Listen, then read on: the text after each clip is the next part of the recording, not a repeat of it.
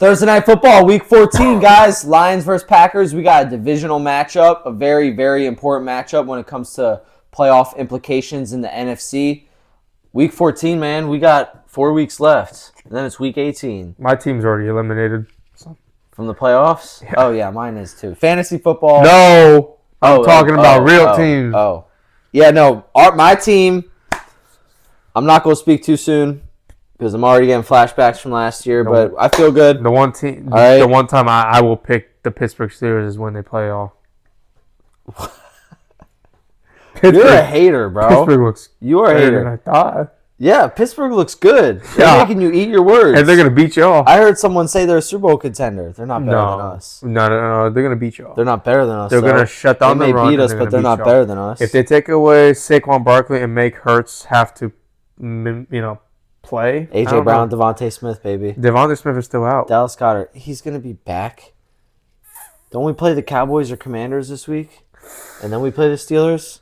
Either way, let's talk about the Packers and Lions, all right? Pittsburgh's winning. Not you picking Pittsburgh just because they're playing against my Eagles. Probably the first time in channel history he's actually picked Pittsburgh. All right, guys. So, Packers-Lions, I'm going to give the X factor this game and a bold prediction. Seb's going to give an X factor in his bold prediction. Both teams are coming off a win on Thanksgiving, y'all. So, these teams have equal amount of rest, and they're both coming with equal momentum, but actually, you could say the Packers are coming in with more momentum than the Lions because the Lions should not have won that game. No. And that brings me to the X factor, and that's Dan Campbell. Dan Campbell for the Lions, the head coach for the Lions. Campbell, yes. I like that. I've never heard about that. That's what they said on TV. That's good. I wish I heard that. The Lions have 11 players on injury reserve, guys. All right? That's a whole starting lineup. Exactly. I'm about to name 4 people who started on defense at one point. Alex Hutchinson, Aiden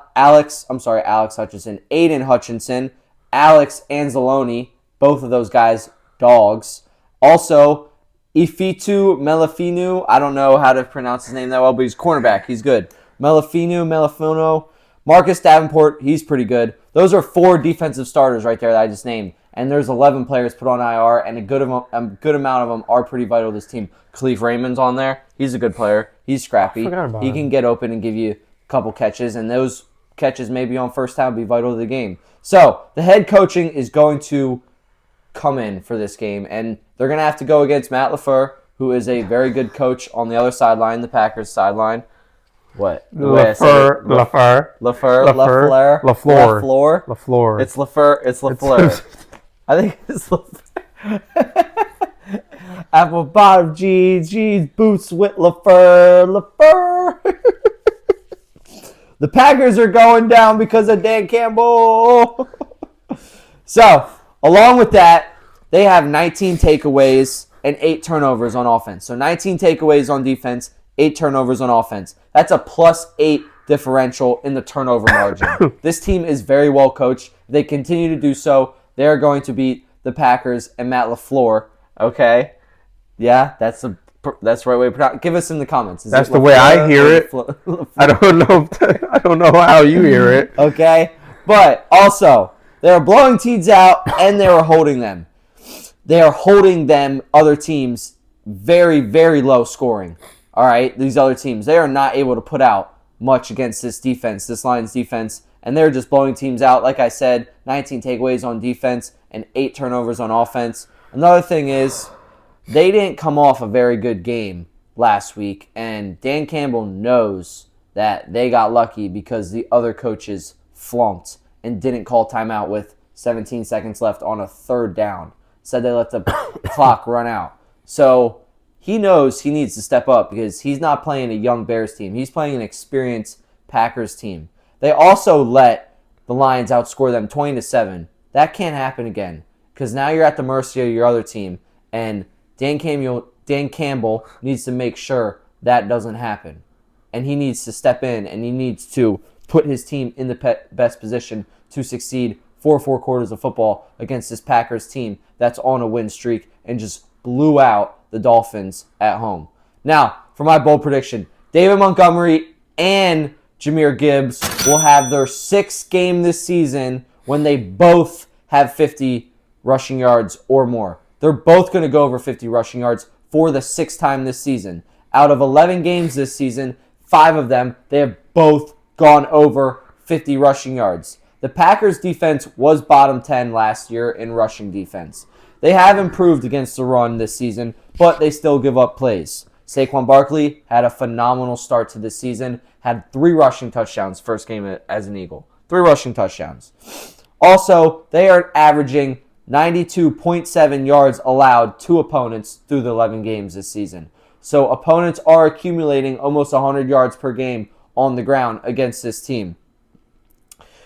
In 2 out of the 3 games where both Gibbs and Montgomery have played against this Packers team, they've both gone over 50 yards. And those 2 games were the last 2 games they have played in their most recent matchups. So they are on a 2-game streak where both of them have over 50 yards against this Packers team when they play together for the Lions. Another thing is Montgomery has had 5 straight matchups with over 60 yards against the Cheeseheads, and 4 out of 5 of those being over 70 yards. So Gibbs had 71 and 73 his last 2 games. I'm sorry, Gibbs had 65 and 54. Montgomery had 71 and 73. Those are their stats the last 2 games. I think they're going to go over 50 yards each. You could parlay it together with a Lions win. Go ahead. What's your score for the Lions win? My score for the Lions win is 26-24. Okay, so point total is at 51. I don't know what the total is at. I just is it 51? Well, I just said it goes to 50, so I'm right around that. I think I got a good feel for the game. All right. Under 26-24, and Lions are probably +3, so that means the Packers cover. They're 3.5. No, they're Those are the Lions. Wow, I did that. I went to look on Hard Rock for the Lions to get a gauge of this game, and they wouldn't show up. But that's hilarious. Packers are +3.5, so Packers are underdogs. Understandable. So at home underdogs. It's in Detroit. You're right about that because they played a couple weeks ago in the rain in Lambeau. You're absolutely right. And the Lions handled them that game, I feel like, in the second half. My X factor is going to be the running backs. It's really the duo of Jahmyr Gibbs and Monty versus Josh Jacobs. The Lions average 154.4 rush yards a game with those two as a combo, while the Packers average 148.5 with Jacobs and his backups leading that charge, along with, and this is pretty big, along with involving some of the receivers in the rush game. The Lions involve Jameson Williams and Amon-Ra St. Brown, not to mention the 2 quarterbacks on different levels when it comes to rushing. The team that runs the ball more efficiently and at a better rate will win this game. The Lions have the 2nd ranked rush defense, while the Packers come in at 14. Running is the X factor in this game. The Packers also use some of the receivers in the rush game as well. Is jet sweep considered a rush? Yeah. Yeah. So they use Jaden Reed. Sometimes Jaden Reed absolutely gets rushed. I've seen Christian Watson in there a few times. Yep, because he's an athlete. Devontae Wicks or whatever his name is. Dontavian. Dontavian Wicks. I don't laugh at you for saying his name wrong. Okay, LaFleur. Okay, so LaFleur. Whoever rushes the ball more in this game, more effectively, is going to win. And that's just how I see this going. So, to my prediction, Jared Goff will have his 5th consecutive game over 200 passing yards. But the running backs are the X factor. Yeah. Okay. It's going to be a shootout, dude. I agree. 100%. So they're going to have to run the ball and they're going to have to pass the ball. It's really not. Come on, bro. It's like he could get 200 while just running the ball most of the game. All it takes is a few big plays downfield. What, you get a 60-yard completion and then you get another 60-yard completion the next drive, you're already at 120. 60 yards is a lot, man. Okay, you could get 240. There you go. That's 80. You're already at 80. You need 100 more 10 yards. How many games has he had over 200? So I'm getting to that. He had 240 at Houston, 412 on the Jags, 269 at Indy, and 221 with the Bears. Damn. Why is this a bold prediction? Is because the Packers have the 7th ranked pass defense, and they allow 223.64 pass yards a game this season. Game is in around Detroit. that 200 mark. Game is in Detroit. It's in a dome for the Lions, so the weather won't be an issue. If this were Lambeau, under 200 or 250 wouldn't be a bad look. I think Goff gets 300 this game, which would mark just his fourth game over 300 yards this season. And this would be the 10th game over 200 pass yards. So he's gone over 209 games so far.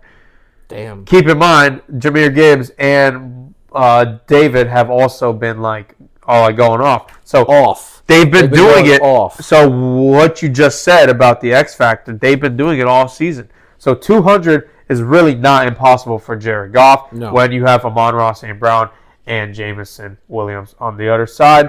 So that is my bold prediction. Laporta too, because what's his name? Jonnu Smith had a huge game on Thanksgiving. Yeah, he's past 4 games. He's had huge games. He scored a touchdown in all 4 of those past games. They played one other person before that I can't remember that also their tight end had a pretty decent game, but the Packers aren't that great against the tight ends. So to my score, the Lions will win 32-28.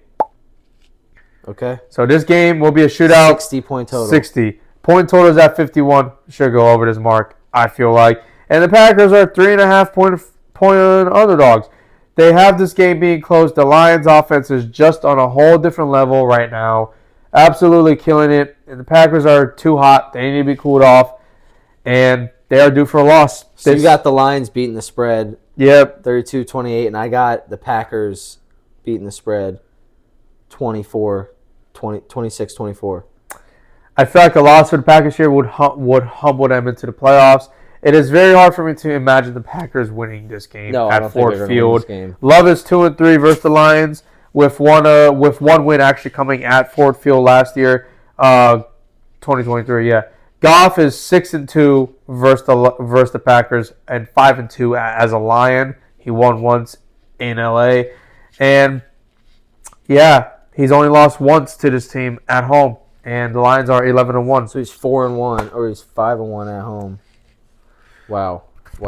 Versus Packers. He's probably won some on the road, so that's false. He's not 5-1. I don't know. He's probably 3-1 or 4-1. That's pretty crazy. Yeah, I was trying to find ways Packers win this game, but they're not. They have leading, intercepting. You just want the Lions to lose so the Eagles could get that. I do. Absolutely. I want the Lions to play outside, and I want Jared Goff to play outside because he is very good in the dome. And another thing about Jared Goff, since his 5 interception game. Gotta bring that up. All right, he's had 0 interceptions and 6 touchdowns through the last 3 games. So since that Texans game, he's had 6 touchdowns, 0 turnovers. Been playing pretty good. Yeah, and that's why I've been starting him in fantasy over CJ Stroud. God, I can't believe that's where we're at right now in fantasy. It's a Zadarius Smith for the Lions revenge game. The DN. You're right. So that's another reason. Didn't he come from the Browns? I thought he was on the Packers too at some point. He was on the Packers. I thought he was on the Browns and the Packers. I think he went from the Packers to the Browns, but he played for the Packers at some point. Okay. And the Ravens. That's fair. So Zadarius Smith playing against the Packers, he wants to stick it to him. He's had 17 pressures in his first 3 games with the Lions since the trade deadline. So another thing to think about, Lions get it done. We agree on that. Week 14, how many Thursday night football games have we agreed on, bro? We just keep agreeing. We just keep agreeing on Thursday night football. Who was last week again? Browns? Last week was Thanksgiving. Yeah, we went 3-0 because I went Lions, Cowboys, and Packers. No, you went the Dolphins. No, I went Packers. I promise you, I went Packers. Oh wait, I'm sorry. Yeah, I went Packers too. Yeah. Because I put money on the Packers. Yeah. I was like, Tua can't win in the cold. Yeah. I knew that was going to happen. I made my Thanksgiving pretty fun. Yeah, made my Thanksgiving. That pie, man. I was comfort eating because I won my bets. But all right, y'all. See you guys next week, man. We'll see you then. Oh.